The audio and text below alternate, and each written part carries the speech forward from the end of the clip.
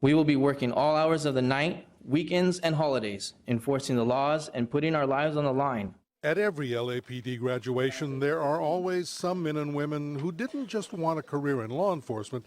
They came here from places like Lubbock and Alamogordo, Philadelphia, and Duluth, specifically to become Los Angeles police officers. It's neither the largest police department in the United States nor the most glamorous one, but there's something almost charismatic about putting on the blue suit and patrolling one of the most diverse cities in the world.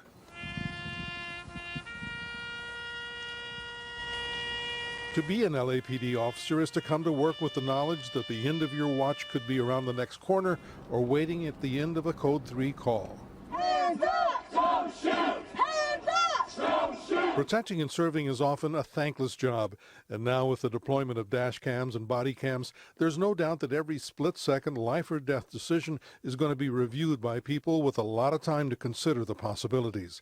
Complicating matters is the inability of the city and its police officers to reach an agreement on a new labor contract. Today on Midday Sunday, it won't be Chief Charlie Beck or any of the department's brass talking about police matters. It won't be Mayor Garcetti either. Today is one of the relatively rare times when the nearly 10,000 rank-and-file members of the LAPD have the opportunity to speak directly to the people they protect and serve.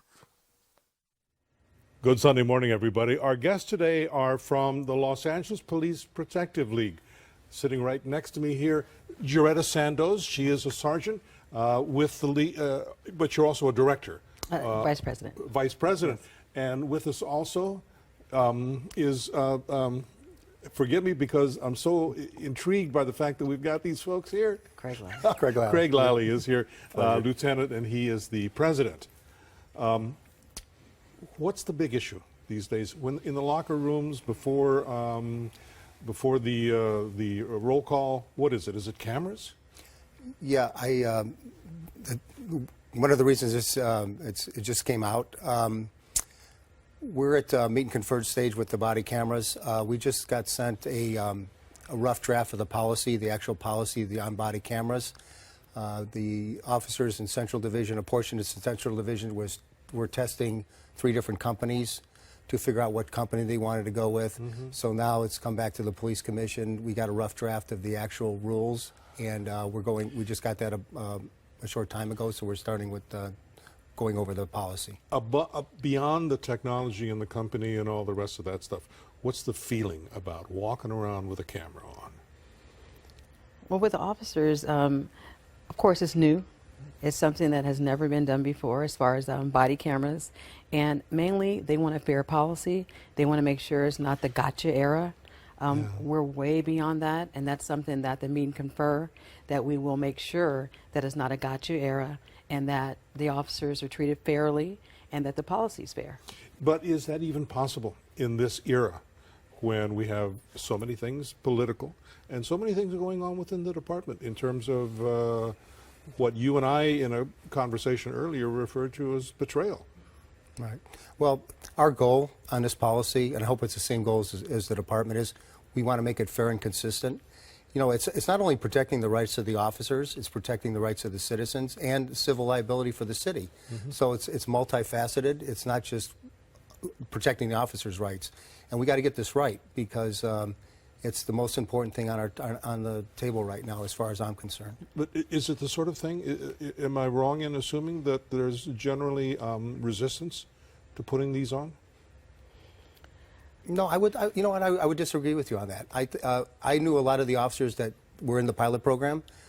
I think all of them were volunteers to do the pilot program.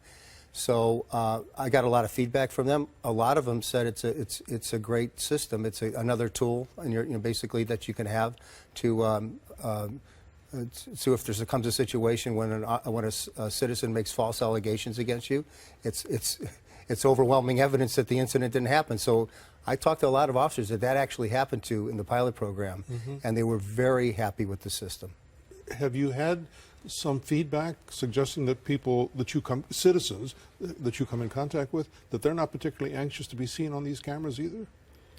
You know, as far as citizens, that could be also a problem because we have the rights of the citizen. Do they actually want to be videotaped? So there are lots of things that I believe and that we believe as a union need to be worked out prior to rolling out these cameras. So that's the whole purpose of the meet and confer, and we're anxious to get started with that. Body cameras, there's pros and cons, of course, but we also want to make sure that we work those kinks out so there's no problems in the future. About a year ago, there were some problems reported with the dash cams, that allegedly there were officers who were disabling them in some way or another, messing with the antenna on the black and white, so on and so forth.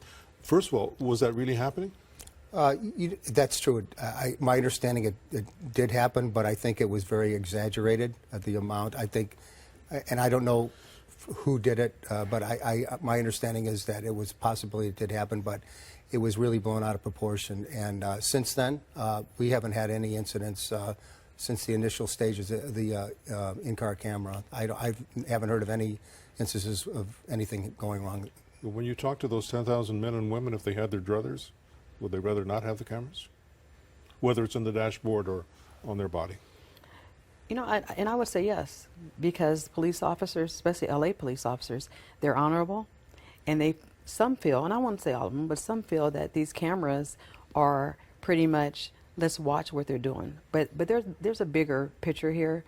We as a league embrace the cameras. We just want to make sure, because they're coming, and they're probably going to be coming to all law enforcement across the country. So we want to make sure everyone's watching LAPD with these cameras. We want to make sure that they're implemented and they're rolled out the correct way so that we can ward off complaints. There'll be an actual recording of incidents that occur that without the camera, maybe there could be some controversial thoughts or controversial lawsuits. And we could say, hey, here it is. It's right on camera. This is what occurred. But is the implementation of cameras, is it the result, do you think, of a generalized distrust of law enforcement across the country, or somebody out trying to sell the technology, or what? You know, in my opinion, it's just technology. When I came on the job 34 years ago, we didn't even have handheld radios. We had just gotten about 2 years out when I was out of the academy. So the technology now is so much more advanced. Back then, training officers would have their radios and stick them into Converticom and lock it in. Sure. And they refused to take it out of the car. The probationer, which was me, had to take it on all the calls because they were so scared to death of losing that thing, because they were told if you lost one of these radios, the value back then I think was $2,000 or $3,000 a piece, that you're going to take a 5-year suspension. So obviously we've gotten past that. So anytime you have new technology, the unknown out there, I think it's initially because it's an unknown. And just like anything else, but I remember 34 years ago, a training officer did not want to carry that radio because of the fear of getting lost. Yeah. I guess this would be the point to segue into race relations, since the cameras and, yeah. What's the sense? The old model was, whether it's the LAPD or the Sheriff's Department or the municipal, that they're patrolling our city with their windows rolled up and they're not really connected with the community they serve, especially if it's a community of color. Is that mentality still around? Well, working in a community of color and also being a senior lead officer in Southeast Division, LAPD officers have spent years cultivating the relationship between the community and the police. It's very, very important. It starts with communication. It starts with understanding.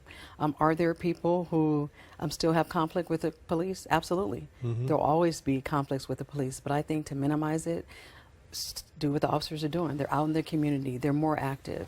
They have meetings with the community to listen to their concerns. So I think their race relations within the department, LAPD, has improved greatly since I came on 20 years ago.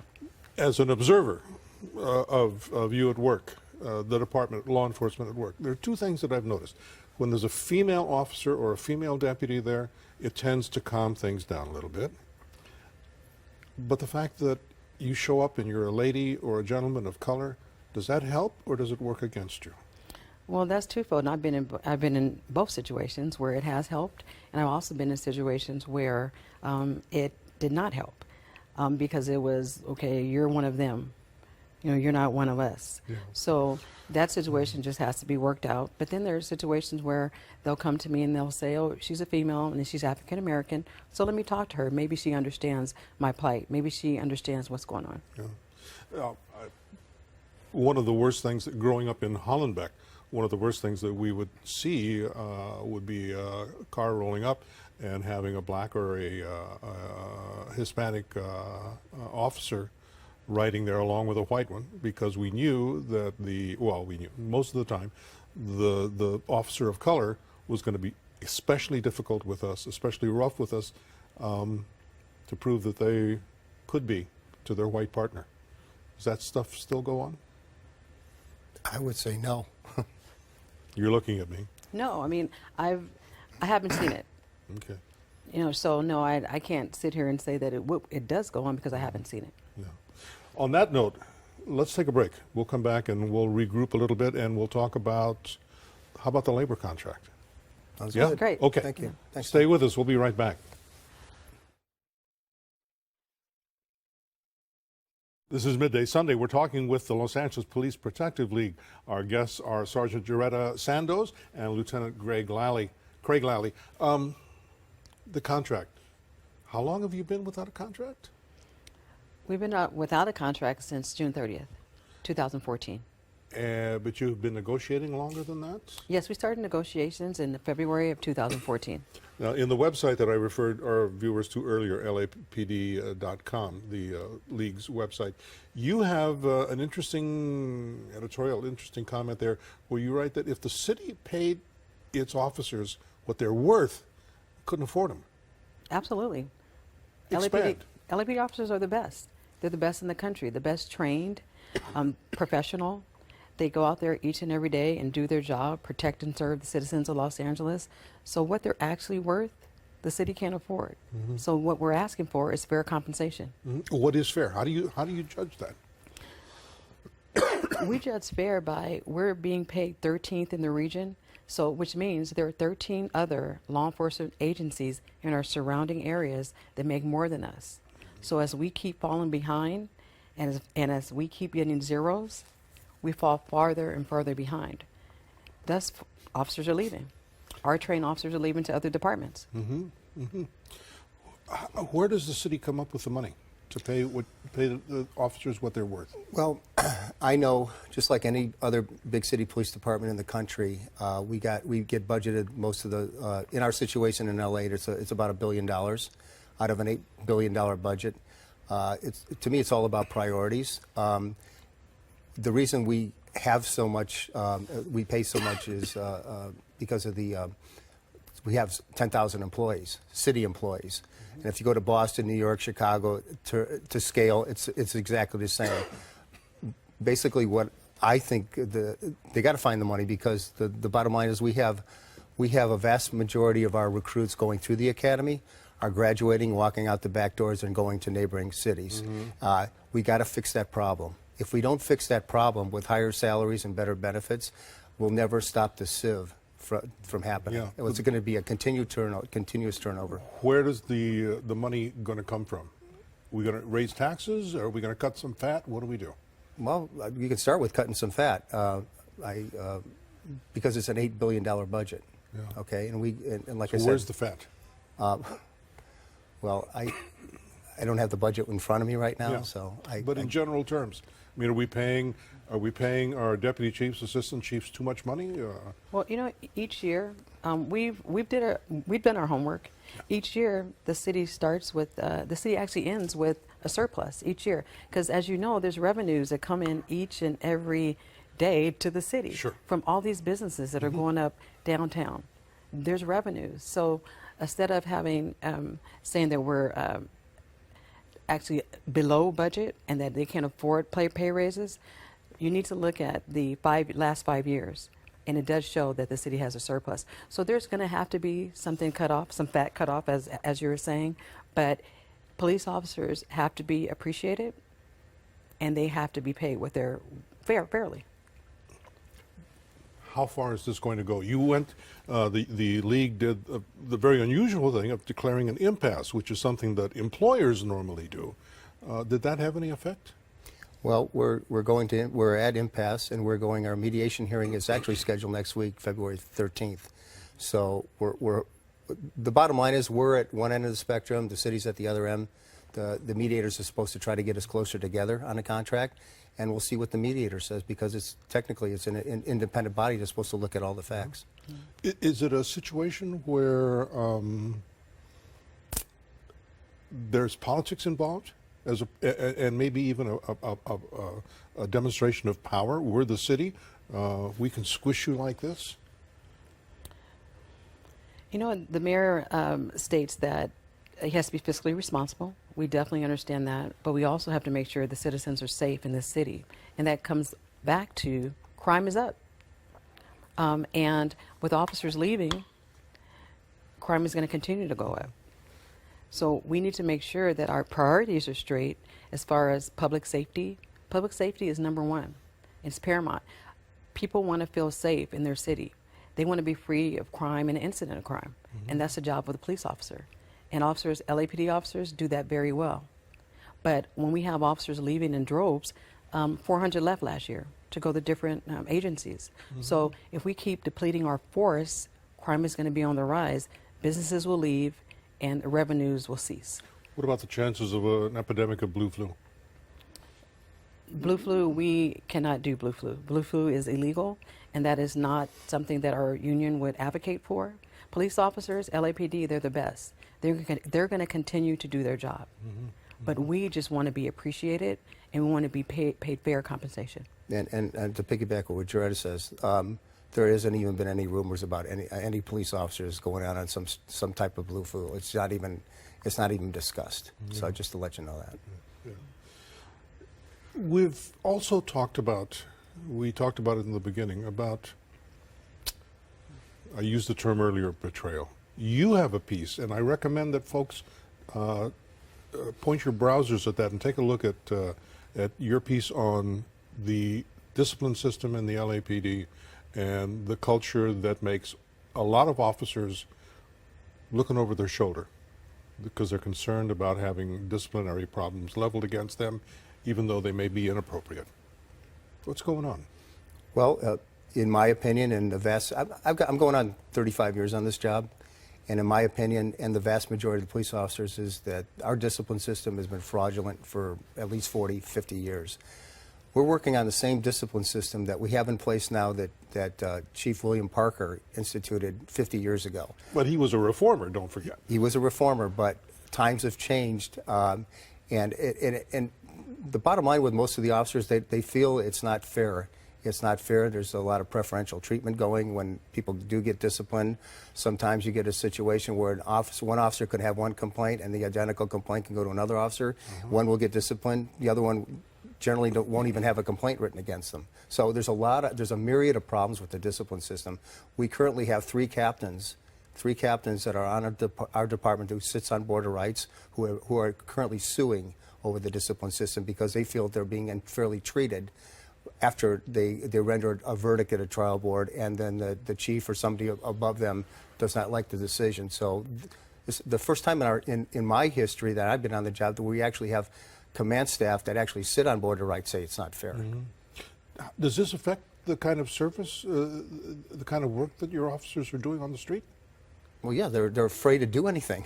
They don't want to become involved in anything now because it's easier to be a Los Angeles police officer, to roll up your windows, not get involved with a possible suspect for the fear of getting a complaint or whatever the department can, like Joretta said, the gotcha system that we have in place.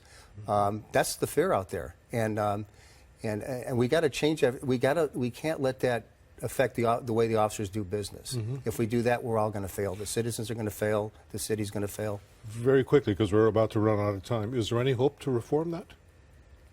Absolutely. There's always hope. And as your union, we will fight to reform the system. Yeah. It's one of those situations where we needed to have more time and we just don't. But we got to take one more break. Let's do that, and we'll be back in just a second. As we wrap up this edition of Midday Sunday, the Los Angeles Police Protective League, that's where our guests are from. They've got a great website, lapd.com. You really need to look at that so you can get a different perspective on law enforcement, not just in Los Angeles, but in Southern California.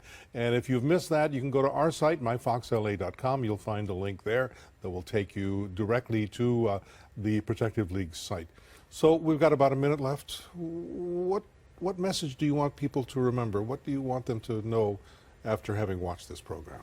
Well, I'm going to say, basically, I want the people of Los Angeles to know that we're there for them. We handle millions of calls a year. Every police officer that's on this job is dedicated to the city of Los Angeles and the citizens. Obviously, we want higher pay and benefits, but that's not going to affect the way we do business. We're here for the citizens. Last thoughts? Yeah, citizens of Los Angeles, LAPD officers will always be there. They came on this job to protect and serve them, and that's what they'll do. But thank an officer. I mean, they work hard. They're dedicated to making sure that citizens go home, and sometimes they don't go home. And for the few who don't do their job the way they should? Then there's mechanisms in place to deal with that. But you as a police officer, what do you say to those officers who are less than honorable? Don't tarnish the badge. We worked hard. LAPD is a long legacy of working hard to get where we are to get today. Those people that tarnish the badge don't need to be an LAPD officer. On that note, I thank you both for being with us. It's been extraordinary to have people talking as candidly as you have, and I appreciate it. Thank you. So on that note, let's show folks the full screens one more time so that they will know where they should be going. The beginning one is the Los Angeles Police Protective League site. It's at lapd.com. Lots of stuff to find there. You can also find the link on our site, myfoxla.com. Thanks to all of you for being with us. We will see you back here, not next, next weekend. We'll be here with Culture Clash. We'll see you then.